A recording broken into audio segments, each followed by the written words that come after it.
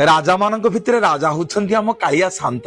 से भक्त तांकु कहे महाप्रभु आपण राजाधिराज से आज्ञा आम उत्कलर गजपति कहती हे महाप्रभु मु आपणकर सेवक मु आपणकर रथ चारिपट झाड़ू उड़े देले महाप्रभु आपण रथ यात्रा करिवे से भक्तटीए जेतेबेले महाप्रभु को निद्रारु उठाए कहे प्रेम रे भक्ति रे मणिमा